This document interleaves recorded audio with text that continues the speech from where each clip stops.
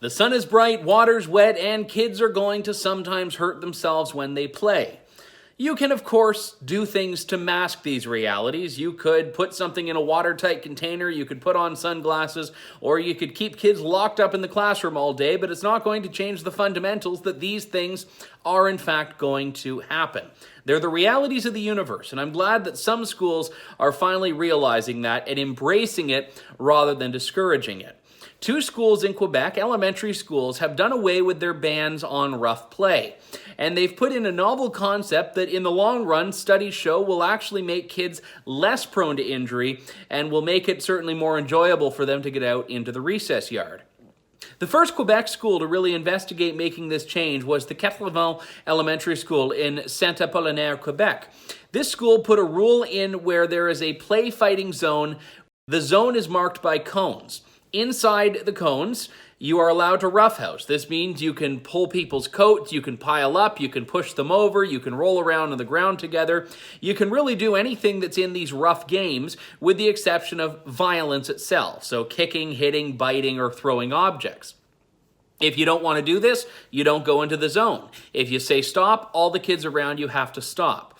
And the school has even told kids there are ways to fall without making it as likely for them to hurt themselves. So this is a great example of putting some limits and boundaries in place, but letting kids be kids. So successful has the program been that another elementary school in Quebec nearby has adopted identical rules to put forward this plan for itself.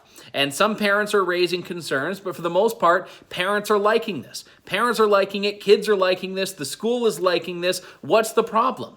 Well, we've had a lot of litigiousness in society, which certainly contributes to the idea, the fear of lawsuits, of being a mitigating factor in letting kids or not letting kids do certain things. But for the most part, it's generally speaking been this mentality of coddling, that if you want to protect someone from getting hurt, you have to do all of these things short of or including bubble wrapping them, and this will eventually mitigate injury.